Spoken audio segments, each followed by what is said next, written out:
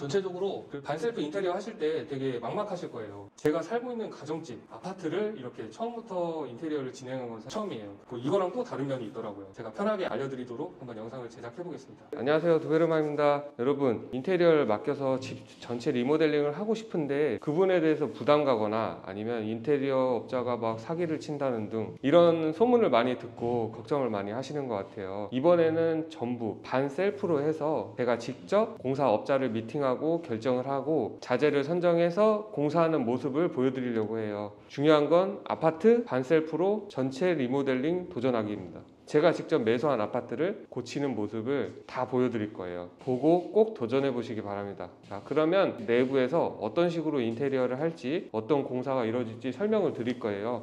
한번 들어가 보겠습니다. 자, 이렇게 들어오시면 신발장이 있는데 신발장은 다 철거를 할 거예요. 아예 들어오는 문 방향을 바꿀 겁니다.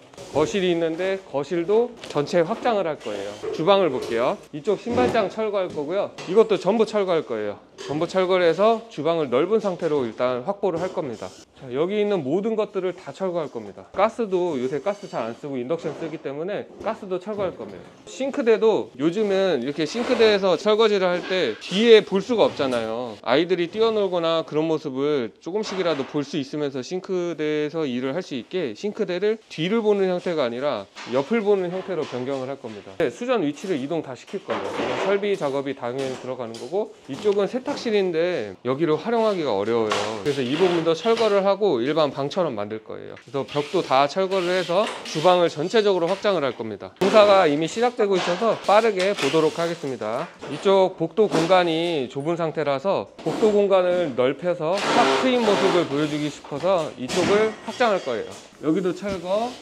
여기가 부부 침실인데 여기에도 장이 있어요. 이 장을 전부 철거할 겁니다. 거실의 복도를 확장해 준다는 느낌으로 이 부분을 다 철거를 해서 복도를 넓혀서 탁 트여 있는 시야를 주기 위해서 이거를 철거를 하는 거예요.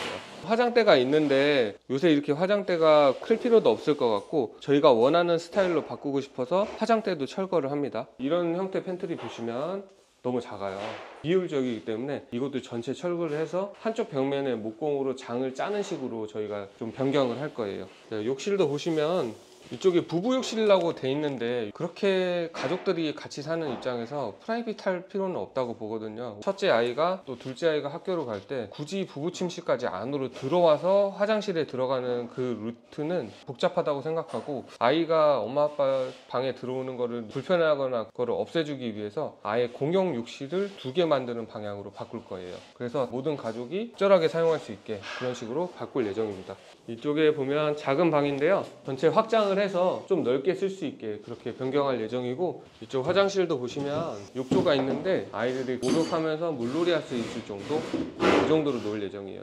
정말 올 리모델링이니까 참고를 많이 해보시면 좋을 것 같아요. 다음 영상에서 보는 걸로 하겠습니다. 안녕하세요, 두베르만입니다. 여러분, 저희 집을 반셀프로 인테리어를 시작했는데 제가 현실적으로 어떻게 인테리어 진행되는지 보여드리기로 했고, 실제로 지금 철거가 다 끝난 상태예요. 그 장면을 한번 보여드리는 게 맞을 것 같아서 지금 영상을 촬영하게 됐고, 이쪽 현관에 보시면 여기에 벽이 있었는데 벽을 철거를 했어요. 주방이 좁아서 이쪽 신발장 옆에 있던 벽을 아예 철거를 해버렸고, 수납장이 있었어요. 냉장고장이 있었는데 이거를 그냥 없애버렸어요. 여기 싱크대 있던 자리예요. 싱크대도 모두 철거를 했습니다. 상부장이랑 후드랑 전부 철거했어요. 여기는 이제 세탁실이었어요. 세탁실이었는데 세탁실을 나눠줬던 이 벽을 저희가 철거를 했어요.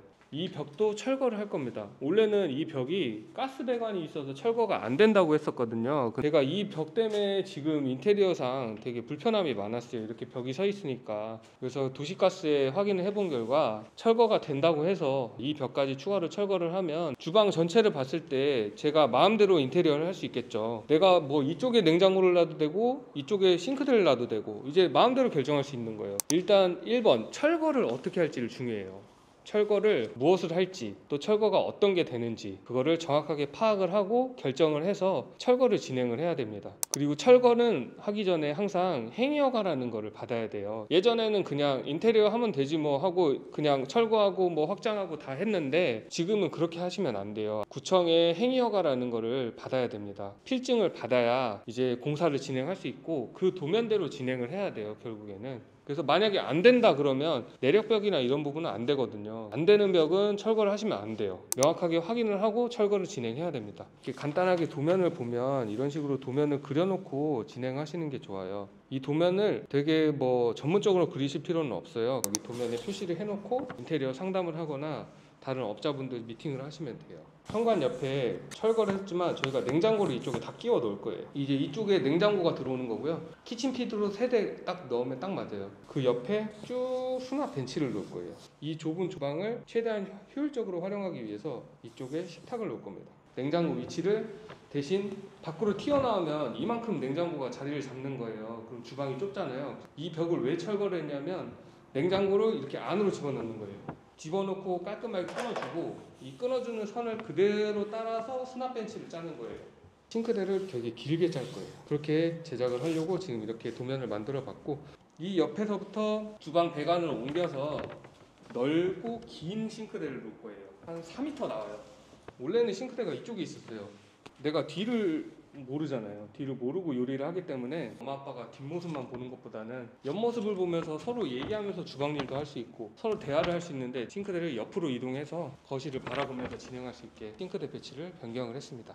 이 거실에서도 저희가 베란다 확장을 했어요. 지금 일부 철거를 하고 밑에 단열 처리를 한 거예요. 꼭 이렇게 단열 처리를 하고 보일러 배관을 올려야 돼요. 그리고 배관도 이게 햇빛을 닿으면 좀 샀거든요. 새 제품으로 가지고 오는지 꼭 확인을 해야 돼요. 보일러가 정상 작동을 하는지 테스트를 충분히 한 다음에 덮어야 돼요.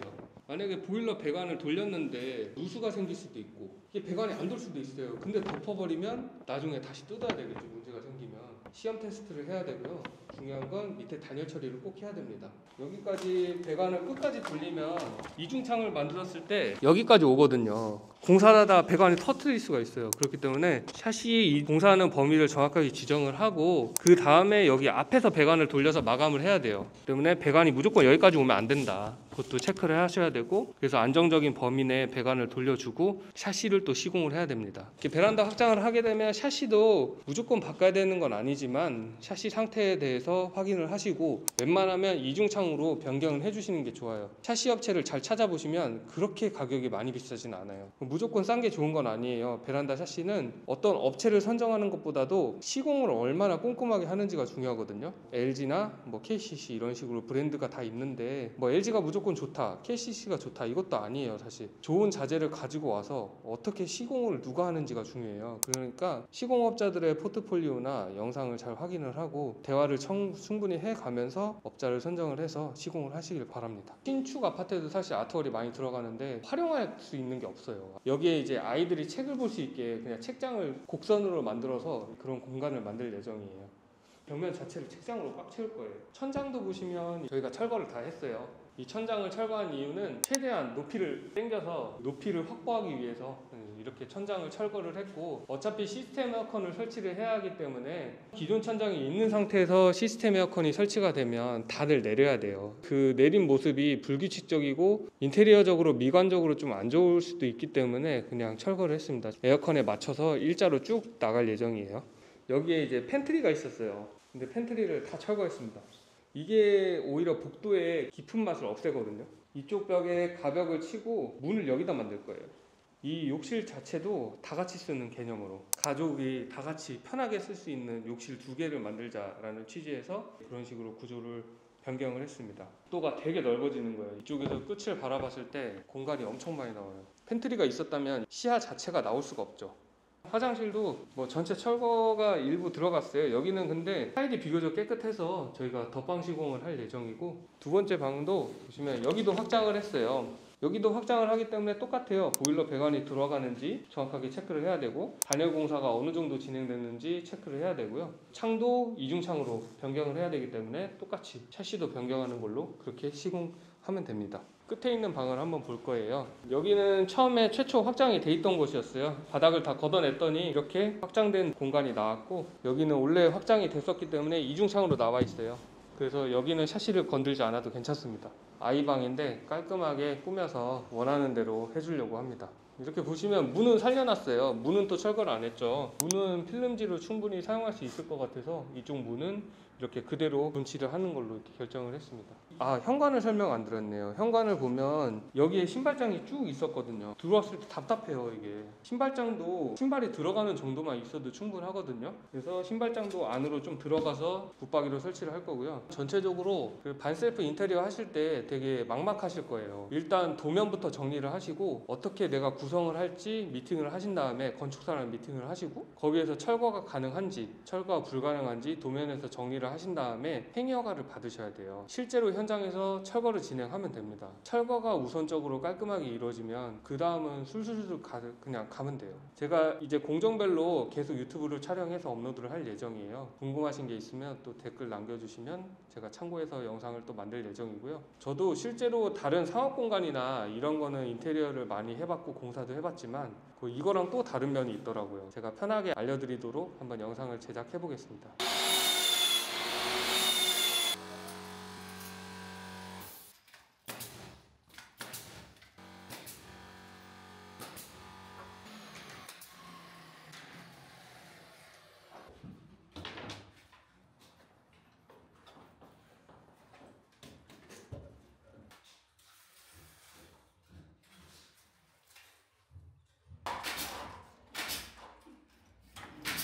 기본적으로 지금 설비 공사 그리고 목공, 전기 이렇게 순서대로 들어오고 있는데 그 현장을 그대로 보여드릴 거예요. 이제 공사들 너무 열심히 하시고 시간이 딜레이가 됐어요. 팀들이 2개 팀 정도 들어와서 하기 때문에 어쩔 수가 없어서 소음이 조금 들릴 수 있어요. 그 부분은 좀 양해를 부탁드립니다. 이렇게 겹치지 않으려면 공정을 다 분리해서 일정을 잡는 게 좋아요. 목공은 목공대로, 전기는 전기대로. 그런데 목공하고 전기는 겹칠 수밖에 없어요, 날짜가. 현관을 보시면 벽을 저희가 철거를 했었어요. 지금 벽을 세웠습니다. 다시 화장실은 지금 아직 타일 단계가 아니라서 이 상태인데 욕조가 오래됐기 때문에 욕조도 철거를 했어요. 아파트가 오래될수록 방수 작업은 한번 하시고 욕조를 시공하는 게 더 안전해요. 만약에 욕조 그냥 얹혀놨는데 물 새거나 그러면 그거는 돌이킬 수 없어요. 결국에 떼야 돼. 떼서 또 방수 작업 해야 되는 거예요. 지금 방수 작업을 완료해 놓은 상태고 그러면 욕조만 들어오면 됩니다. 자, 천장을 보시면 지금 타일 끝부분이 천장이 있던 자리예요. 천장을 철거를 하고 최대한 천장을 높게 올려주세요 하면 됩니다. 그러면 그 끝부분까지 타일 시공을 하시면 돼요. 그러면 천장이 높아지는 거예요. 그러면 저희가 공사를 계속 하고 있기 때문에 방부터 좀 보겠습니다. 여기 벽이 생겼죠. 원래 벽이 없었고 이제 막혀있는 형태였죠. 붙박이장이었으니까 목공하고 가구의 그럼 차이가 뭐냐, 이런 벽을 세우는 거는 가구에선 못해요. 기본적인 뼈대를 잡는 건 목공이고 그 이외에 저거 가구인가? 붙박이장인가? 이런 건 다 가구라고 보면 돼요. 이쪽 벽면이 있는데 이쪽 벽면은 저희가 붙박이장으로 쭉 만들 거예요. 붙박이장으로 짜 놓으면 훨씬 더 이 집에 딱 맞아요. 그렇기 때문에 더 깔끔하고 기성품보다 붙박이장이 많이 비싸지도 않아요. 보면 이렇게 선들이 나와 있을 거예요. 이거는 이제 콘센트랑 스위치 자리예요. 이것만 봐도 목공이 들어오고 그 다음에 스위치가 빠져 있죠. 내가 이 단계에서 여기를 정해줘야겠죠. 스위치가 어디로 할지, 아니면 전선을 코드는 콘센트를 어디로 뺄지, 이거를 제가 정해줘야 되는 거예요. 자, 저렇게 목소리가 들리는데 왜 하시는 거냐면 이쪽에서 전선을 잡아 당기고 반대쪽에서도 전선이 나와야 돼요. 이쪽에서 일로 이렇게 넘기는 거예요. 전선을 없는 곳에 신설을 하기 위해 여기서 밀고 저기선 당기기 때문에 잘 들어갔는지 저 소리로 파악을 하시는 거예요. 하나, 둘, 하나, 둘, 하나, 둘. 그래서 이 목공하고 전기가 정말 중요하고, 근데 나중에 내가 다 막 도배까지 하고 하려면 일로 와야 되면 결국에는 여기 땜빵이 생기죠. 그럼 벽지를 다시 또 땜빵을 쳐야 되는 거예요. 그럼 지저분하고 이쁘지도 않고 돈도 들고. 혹시 미리미리 정해서 그런 포인트들 하나하나 섬세하게 좀 챙길 필요는 있어요.